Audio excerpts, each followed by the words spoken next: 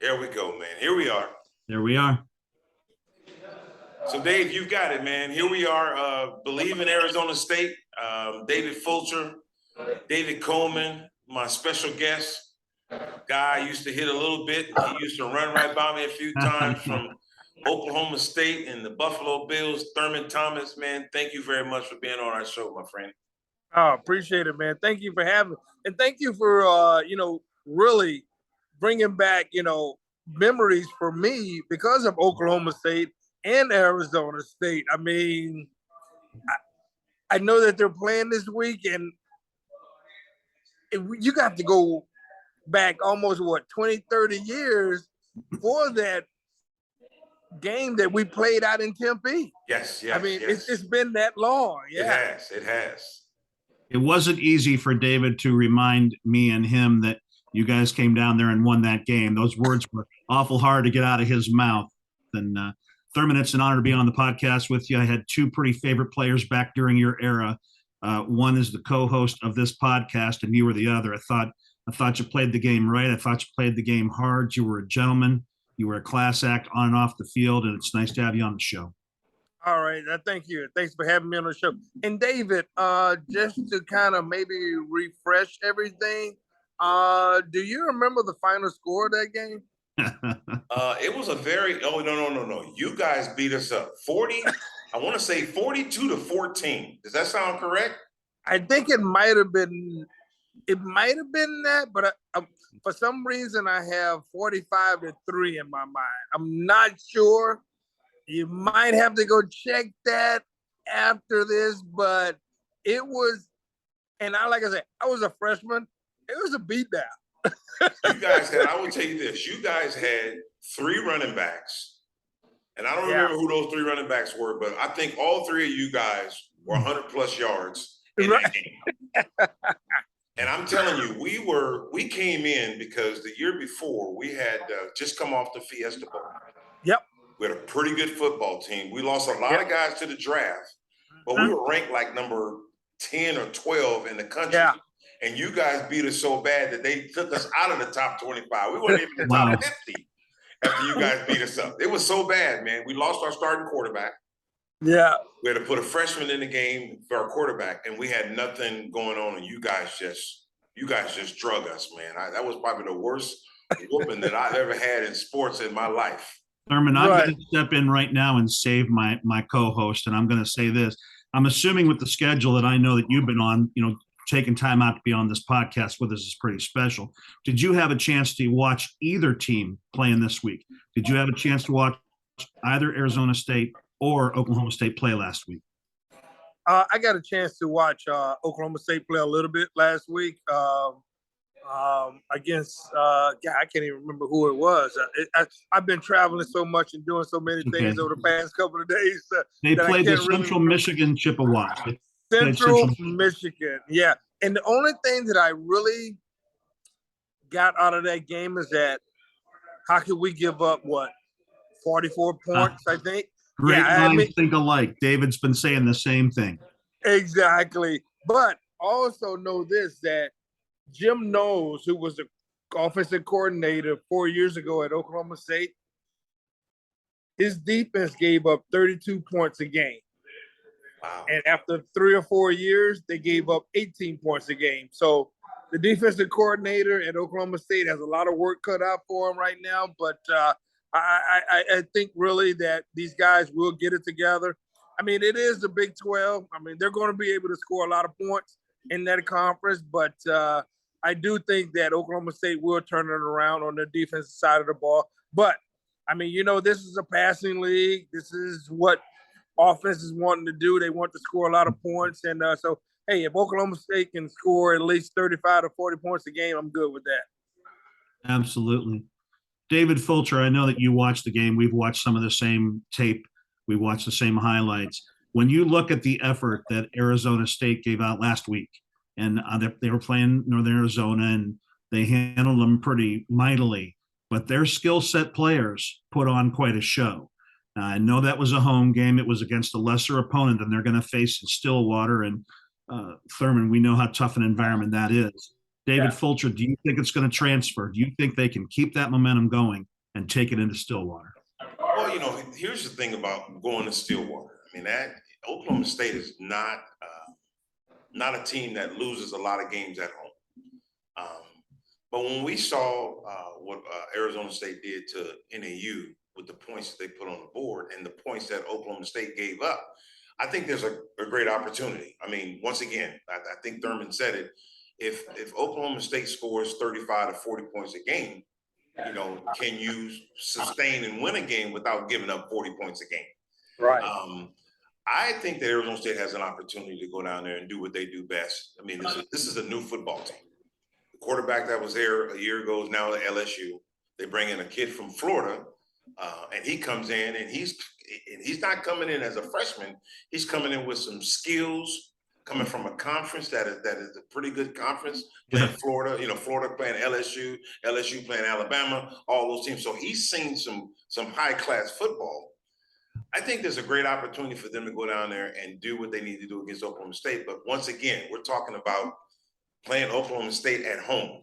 Not too many people go into Oklahoma State, Stillwater, and come out with victories. But Arizona State's got a good chance. And I think if Arizona State plays like they played last week against NAU and Oklahoma State give up the points they gave up to Michigan, there's a good chance they can come out there with a victory. But, that's my saying because I'm an ASU alum. But we had to go out and get my guy Thurman and get Thurman to speak on it on his behalf. But, once again, if you're scoring 40 points, you got a chance to win. If you're not scoring over 40 points and you're giving up 40, you got a big chance to lose. And that can be tough.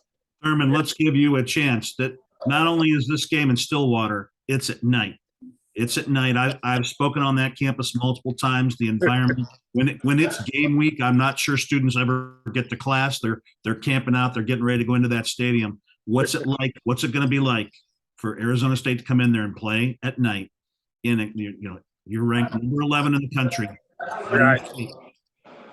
Well, you know what? Obviously, I think it's going to be tough. Being a night game and being in Stillwater, like David said, it's always a tough environment, especially when you're playing at night. And Oklahoma State and Mike Gundy's done a great job of really for the last 10 to 12 years. I can't even remember how long he's been there, really. I mean, but he's done an outstanding job with that football team. And I think Spencer Sanders is going to be, the key to this environment. He's leading the offense, and he's done an outstanding job in the first game. And really the last couple of years, he's been the starting quarterback. But you know what? When you come to Stillwater, it's a different atmosphere, especially at nighttime. I mean, because you're going to see all the orange, you're going to see all the black, you're going to see all the white. And I'm sure, coming off a Labor Day weekend, the stadium is going to be packed. And, hey, look, Mike Gundy has these guys playing really, really well over the last couple of years. And, to be ranked number 11 in the polls right now is a big thing to them, and because they want to build on that. So it's going to be a tough environment. But, I just think like Oklahoma State, when they look at the paper and the players on the paper, I think Oklahoma State has a better team. And hopefully they'll come out guns firing like they always talk about in Stillwater, Oklahoma. I was watching film this week, quite a bit of it, getting ready for this podcast. And I was watching the two running backs that they kind of have fire and ice going at Arizona State. And they had Valade, and he reminded me a lot, and Daniel Ngata. Valade reminded me a lot of you, Thurman. If I remember correctly, when you ran, there was a couple things. You moved laterally as quickly as most people move forward. And right. you used to have a great hesitation to allow your blockers to set up. To in the position. I noticed Valade doing that same. When I heard that you were possibly going to be our guest, I thought it was kind of ironic because the way I see that young man setting up his game, it's like he's watched a lot of film of you and is trying to get in that mold. Well, you know what? Playing in the Big 8 all those years and being behind a great offensive line at Oklahoma State, I was a very patient runner. I mean, we ran a lot of stuff that was involved with the counter. We ran a lot of counters at Oklahoma State, but we also ran right up the gut too, right between the guards too. So, I mean, if you have patience as a running back coming out of the Big 8, I mean, I'm sitting up here talking about I played in the Big Eight. The Big Eight. It was so long ago, and now it's the Big 12.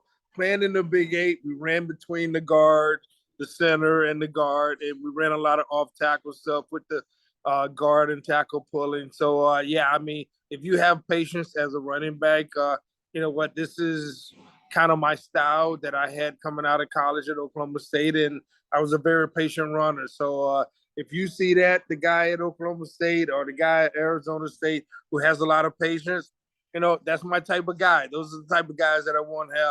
That's the type of guys I want to cheer for.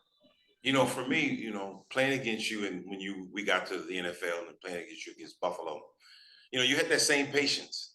I'm telling you, I used to sit up and go, how is this guy?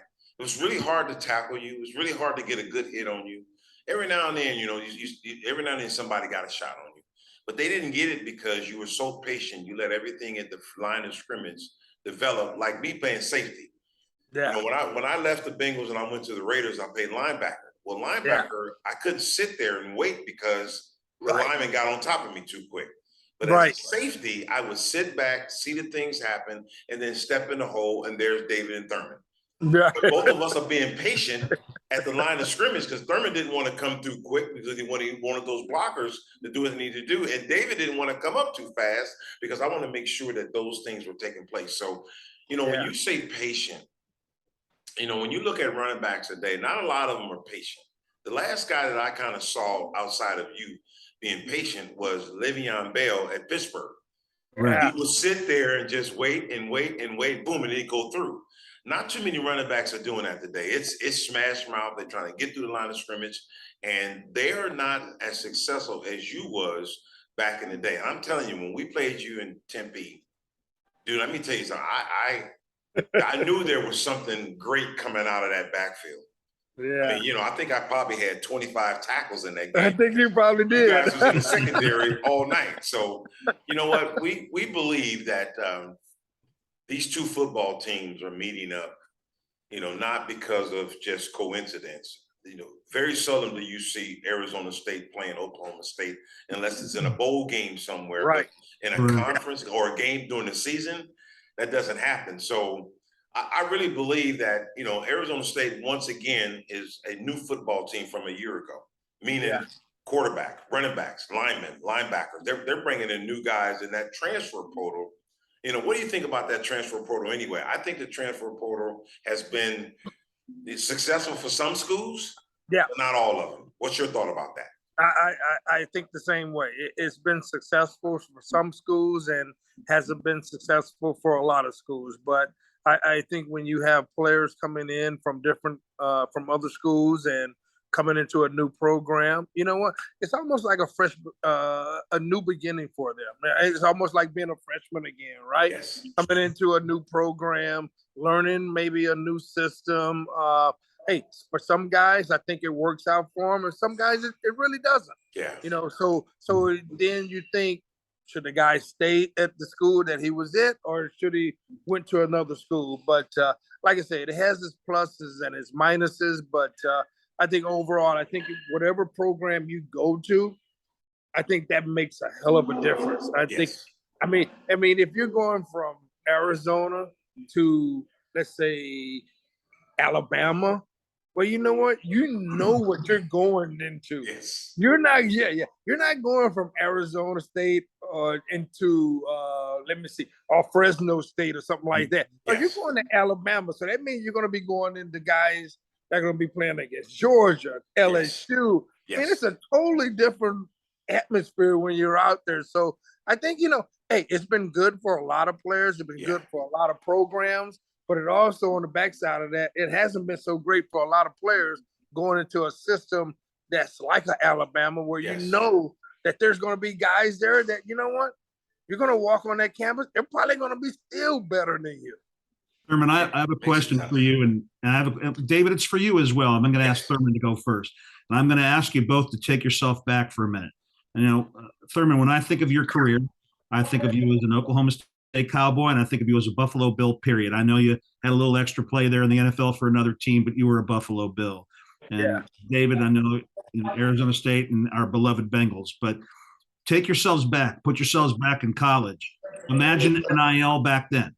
NIL was there, and basically what the portal is college football's version of free agency. Yeah. You were an Oklahoma State Cowboy, and you were an Arizona State Sun Devil. Would you have stayed it out, do you think, or would you have been tempted with the offers and other coaches saying, "Hey, come play for me," or do you believe you'd have stayed? Wow, Thurman, I'm gonna let you answer that one, man, because you know what. Here's the thing. I know I was gonna let you answer it, but from my standpoint, I look at it like this. First of all, I was given an opportunity to play college football at Arizona State. Yeah. I didn't play my freshman year. I redshirted because I was behind Mike Richardson and Paul Moyer, great safeties that wind up playing Seattle and Chicago Bears. But I don't believe that I would have left Arizona State to go somewhere else not because they gave me a scholarship, it's because I'm a competitor. And when you're competing, you just can't jump ship to go somewhere else because somebody is going to take in your job or you're not playing. So I would rather stay at Arizona State and make the name that I made for myself than to go to another school, because I think it's not, to me, I don't think it's fair for someone to spend the time and the energy and the money to come to my house and say, we want you to come play ball for us.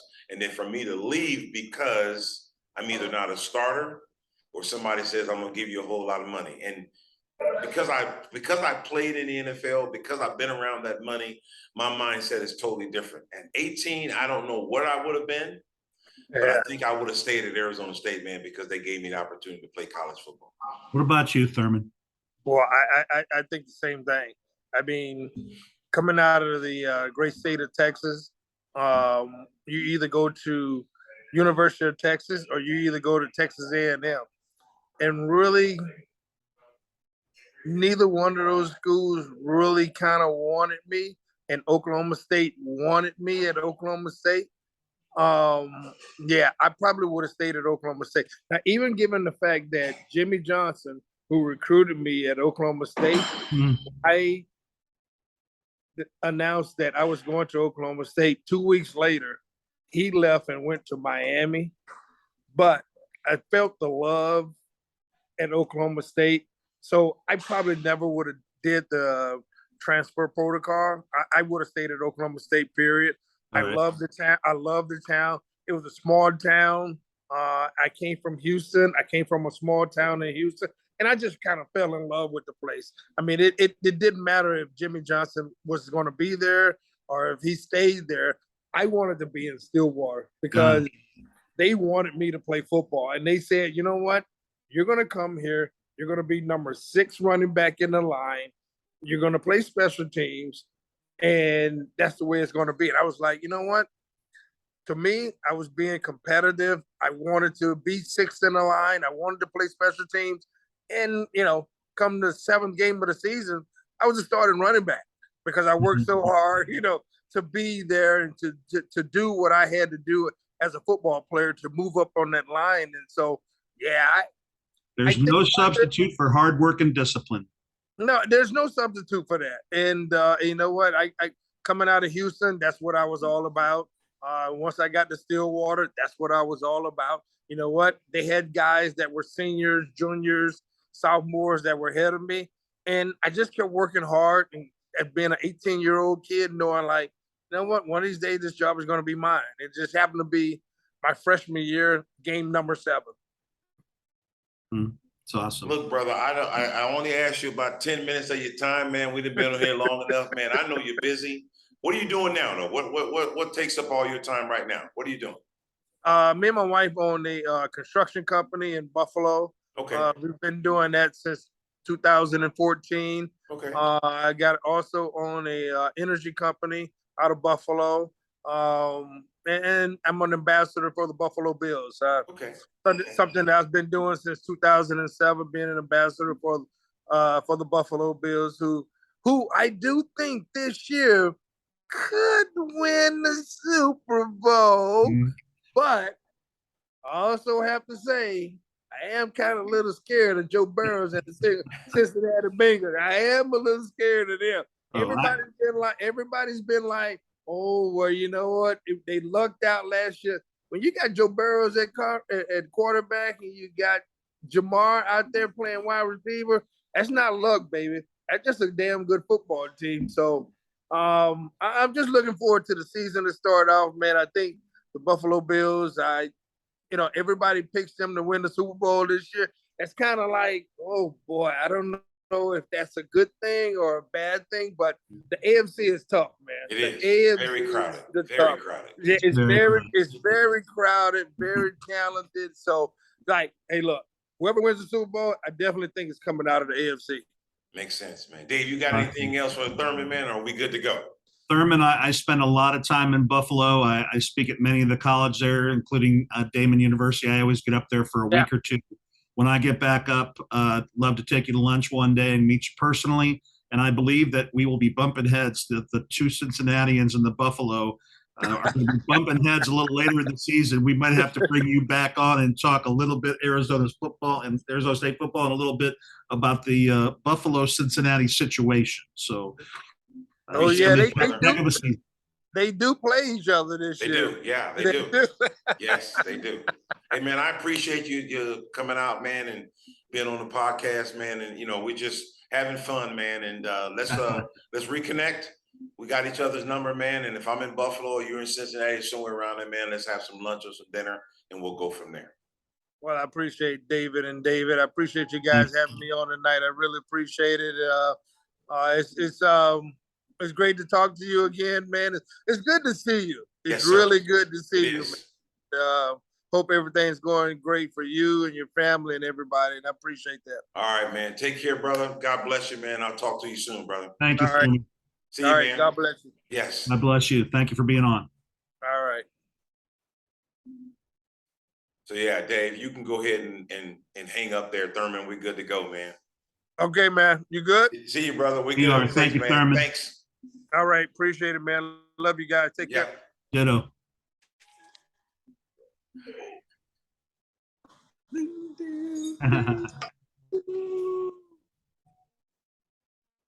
Wait for him and go ahead and hit that end button. Ending. Thinking him to end it. We can edit it. You hang up. Did you go and just hang up that Thurman?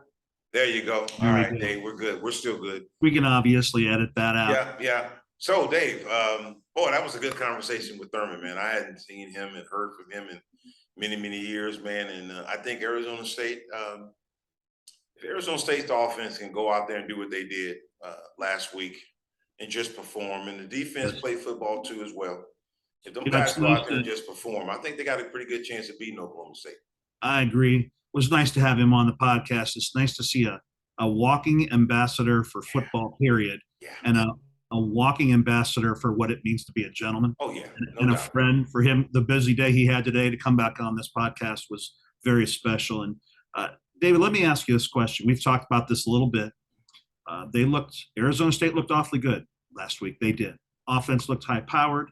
Defense looked strong. That offensive line played a great game. They had 2 defensive touchdowns called back due to penalty. Score might have even been a bit worse. I'm going to ask you to do a little predicting next week and what it would take. Script the first quarter next week that puts Arizona State in a position to compete all the way through that game. Well, first and foremost, I mean, the coin flip is big because people are deferring to the second half. I'm always the kind of guy, if I had an offense, give me the ball first so I can set the tone. But obviously you want to be able to set the tone with defense. Defense wins ball games. Offense puts points on the board. Arizona State put 40 points on the board last week. They didn't give up a whole lot of points. They're playing against a team that scored 61 points in their last game, but gave up 44. If our defense just plays a little bit better than what their defense did last week, and our offense continue to keep doing what they're doing, we got a chance to win this football game. So script, Arizona State's got to go in there and set the tone. Take OSU out of their game. Get off the field. When it's third down, get the ball back to your offense, get off the field. Offensively, they're going to have to, against this team up there in Stillwater, they're going to have some sustainable drives. Can't go 3 and out. Got to move the ball down the field. You got to keep their offense off the field. If they score 61 points, that's no matter who you're playing, 61 points is a lot of points. But if you don't give up those many points, you got a chance to win the game. So Right. script for script, Arizona State's got to go out there and keep the turnovers from happening, Right. play smart football. When you're on the field offensively, move the chains. When you're on the field defensively, get off the field. Third down is going to be important in this game. I agree. If they can keep the chains moving, And you have to. You got to do that. And when we first started talking about this podcast, and you first started telling me about the team, you talked to me about that two-prong attack they had in the backfield. You talked about Valadez. You talked about Ngata. When I watched that game, Emory Jones is a third back coming out of that backfield. Obviously he's got the arm, but if they don't contain him, he's a third running back coming out of that backfield. And if they can contain, if they can keep the clock, if they can keep the ball moving, and they can eat up some of that clock, I think the most important thing that'll happen is they might quiet that crowd down a little bit, like Notre Dame did to Ohio State. If you watch that game, yes, it wasn't Ohio Stadium for quite a while. They really kind of kept them quiet, and then obviously that one long drive and off they went. I believe the same thing has to happen to keep them really in the hunt. Oh, and you have to do that. And you said it, Emory Jones. Let me tell you, when Emory Jones left Florida and came here, never thought that Emory Jones would produce what he did the first game. But when we lost Jaden Daniels to LSU this year, suspect quarterbacks were coming in there through that portal, transfer portal. And then Emory Jones lands here. We've got a gem. We've got a gem in Jones. Emory Jones can play football. Yes, Emory Jones got great feet for a quarterback. We had a quarterback last year that ran the football very, very well. But what Emory Jones has better than Jalen is he could throw the football. He's got an arm on him. There were balls that he was throwing, quick outs, slants. Balls were getting there on crisp in time. And he's a very patient quarterback. Didn't make too many mistakes. If he made mistakes last week, I didn't see a lot of them. I didn't tell you either. what, with the leader that they have at quarterback is pretty good. I'm so sorry. He's pretty good. He is, and what I like too, David, is there were a couple times he needed to put some air under the ball. He wasn't throwing the same ball every single time. He put some air under the ball. A couple of times his back stumbled on a couple of screen passes that really wasn't necessarily his fault. He looked awfully darn good. And when I was watching film, I was looking for a couple of other things that might be intangibles. I hadn't had a chance to watch a lot of Arizona State football. I was very impressed at the height and the leaps and the ability of a couple of their wide receivers. And Messiah Swinson, the tight end, was a man among boys on that field, including his own team. He is a force to be reckoned with. And if they can get him the ball on those special third downs where they're trying to keep the clock going. And then the beautiful thing is you had Carter Brown, I believe, playing his first game as kicker. He went 4 for 4. He looked solid. And, we're talking about our Bengals and the Bills there. When you got Evan McPherson, they get across the 50. They're like, okay, we're in range. When you have a kicker like that, and it looks like whenever you get into that red zone, if you can't stuff it in, you're going to get points out of it. Not every college team has a kicker that they can feel reliable that's going to get them at least 3 every time they're in that zone. I believe that ASU has one. And I would tell you this here, man. I think that Arizona State, I think a lot of people are going to be shocked at this football team and what this football team brings to the table. There was a very disappointing season last year for them. They had high hopes, definitely to fight for that Pac-12 title. But I think now that those things are kind of moving away, teams are leaving out of there, maybe breaking up in another year or two.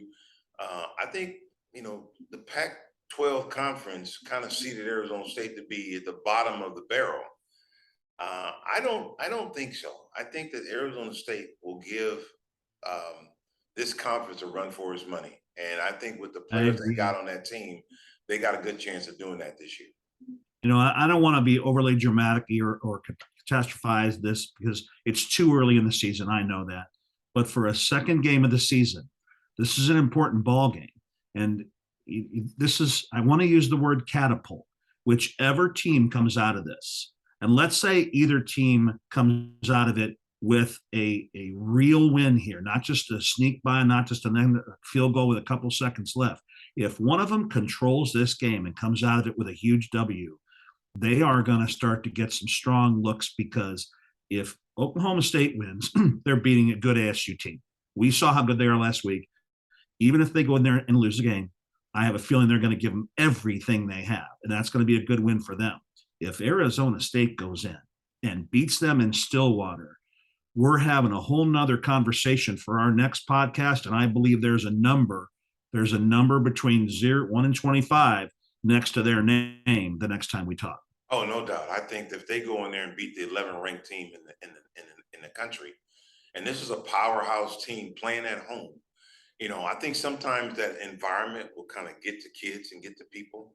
For Emory Jones playing in Florida, this is nothing to him. So he's basically back home playing in Florida with all the hula and the hype that's in Florida. But this is a great opportunity. You said it, Dave. Winning this game for ASU will catapult them where they need to be. If Oklahoma State wins this game, then they're just going to continue to keep driving and maybe get into the top 10. But I think Arizona State's going to surprise some people. I think this football team is hungry, and I think they want to shut up the naysayers. Yeah. And I think they got an opportunity to do it, man. So I'm excited, and I think that by our next podcast, we'll be talking about victories for Arizona State. So that'll be pretty good. I think you're right. I want to, I've often talked to you as we developed our relationship and started doing things together, and I've watched film on you. One of the impressive things that I remember from your career, you had 31 career interceptions in the NFL. And what I liked, and this is, I'm going to tell you what I liked over the weekend too. We've talked about this. When you had an interception, unless it was one where you absolutely you were down the second that you had the interception. When you took an interception in or a fumble, and there was a sudden change, you absolutely attacked that offense coming back the other way. And I remember earlier in your career, you started off a wide receiver. Yes. And then you went from wide receiver to defensive back. So when there was a sudden change and you had an interception, you attacked. And I noticed the other day, now 2 of them were called back. 2 went for touchdowns. They were called back. Yes. There were a couple stupid penalties. That happens. They attacked. Is that coaching? Is that Herm Edwards? Is that the mentality? Oh yeah, no doubt. I think it's a coaching mindset. It's a standard. If I'm going to be an aggressive defensive player, I have to attack when I got the ball, or I have to attack when I'm trying to get the ball. So you have to have that mindset every time something comes up, that everything is in attack mode, especially from a defensive standpoint. Attack in the ball carrier, go chase the ball down, be as physical as you could be to make things happen. And I think I saw that in that Arizona State game against NAU back in Tempe. And once again, bring that energy to Stillwater, and you come home 2-0 instead of 1-1. I agree. We were talking about this before we had a chance to have Thurman on. And again, what a gentleman. We looked at the next couple of weeks. So let's say that everything we're talking about comes true. There's a script. They go in there. They look as good as they did last Saturday, and they come out of there with anywhere from a 1-point victory on. I know that we would take a 1-point victory right now and set up our next podcast. So let's say we escape there. Next game is Eastern Michigan University, correct? Yes. And that's at home. They'll be highly favored against the Hurons. Then we're looking at Utah. Utah, a surprise loss last week in the swamp in Florida. I have been down there walking into that place on a Saturday. I actually took in a game a couple of years ago. Yes. Boy, oh boy, what an atmosphere. And then at USC. So take me through those. We come out of Oklahoma State, come out of there with a win. Then we go, Eastern Michigan comes in. I think you're thinking they'll take care of business there. Then Utah. Be tough, man. Utah last year, ASU went down there and played Utah there. Kind of fumbled things around, turnover here, turnover there, and wind up losing that game. But Dave, as a former player, sometimes you don't want to look ahead. You want to look at the obstacle that's in front of you. Oklahoma State is in front of them. You don't want to look past. You really can't look past Oklahoma State, because that's a big game. Take care of business with Oklahoma State, and then let the cards lay when we come back the week later. Right. And then you start talking about Pac-12 conference when you open up with Utah. This is a tough game, man. It is. This is a very tough game for Arizona State to go down there and the thing about it is, Dave, you got to play error-free football. penalties, turnovers, doing the necessaries to win the football game. If you can eliminate penalties, if you can not have to turn the ball over and you can go create turnovers, you got a chance to win. I mean, and once again, man, I mean, this is going to be a 4-quarter football game. This isn't a 1 quarter or a 3-quarter. This is from start to finish. And if you go in there swinging and you're punching, and you do that for 4 quarters, you got a chance to win. But if you get in there and take a quarter off or take a play off, Oklahoma State will run you right out of that stadium. I agree. They're also, you're hoping to come out of there with a win. You're hoping to come out of there injury-free. Yes. David, do this for us, me included, for those people watching this who never played major college football, who didn't go on and, be a star in the NFL. This is a team that played well last week going into a hostile territory. They obviously have to have an entirely different mindset. Put yourself back on that college team, and you're in that locker room and you've got a tough away game coming up. Getting that team in the mindset. What are they doing right now that we don't know? Because we didn't play major college football. We didn't play but what are they doing right now to get themselves ready for that ball game? It's a thought process. What do I have to do? The script. We talk about a script. Things that I have to do. Taking care of my responsibility. The one thing that I can remember when I was playing is that I did a whole lot of things on the football field. I was given a lot of green lights to do a lot of stuff. Not too many people get a chance to do that. So my number was called probably more than anybody else's number in the game to do this and do that. Go here, go there, zone blitz type of talking. But it takes 11 players to do their job. One guy try to go out and do something different, breaks up the chemistry of an offense or a defensive team. I think this team is sitting there thinking about taking care of business. If you take care of your business, don't worry about what Oklahoma State does. Worry about what you do. Because if you do what you're supposed to do, Oklahoma State will not be able to beat you. But if you worry about what Oklahoma State does, you're not paying attention to what you're doing. So pay attention to detail. My detail is do my job, and then the other 10 guys do their job. We're going to be successful on defense and vice versa on the offensive side of the ball. So guys should be thinking about taking care of business and taking care of their business and doing their job. It's so great that you say that. And, I kind of either texted you or called you right away when I saw this, but I was watching Coach Edwards' post-game press conference, and he said something, and I went, wow, does that man get it? He said, you can talk about it, but then you have to go be about it. And I thought, wow. And that's it. Yeah. Some people can talk about things, but they don't do the things. If you're going to talk about it, you have to be about it to go do it. And if you can get your job done, take care of your responsibility, then everything else will turn into play. I remember playing in a game where I did something that I wasn't supposed to do. I went inside the blocker and I was supposed to go outside, and the guy went outside for an 80-yard touchdown. And my coach, Dick LeBeau from the Cincinnati Bengals, told me that if you ever do that again, you're going to be holding the clipboard. Yeah. I never did that before. That was it. That was the last time I did it because it made sense. I got 10 guys inside of me, turn the ball back into them. But you can't do that like I did it in college because these guys are professional athletes and they know what to do. So I think this football team is ready, man. I think they're ready, and I think that that's why we call this show "Believe in ASU," man. I agree with you, David. You're gonna understand where I'm coming from on this, but the other part of my career is I talk about relationships and dating and that thing all over the world. Now, I watched the game twice. I watched the Northern Arizona game twice, and I watched it carefully. And I started to think, you know what? If I was a recruit, if I was someone who's considering ASU among some other schools, and that game was a dating app, I'm ready to swipe right. It looked like something that you'd want to be a part of. Yes. Like Coach Edwards and his staff are building something special. Because I was listening to the game and I heard it's an all new backfield basically from what they were looking at last year, and you sure couldn't have told that from game one. If you'd have told the average person these are all new, this is all new. Oh, by the way, your wide receivers out there all new. Really? It sure didn't look like it. No. And so if someone's watching that game as a family and their child, their son, they're looking at this, it looked awful nice. And if they can carry that into week 2 and either put in one heck of an effort or steal that victory and get out of there and come on back home, I believe the phones are going to start ringing.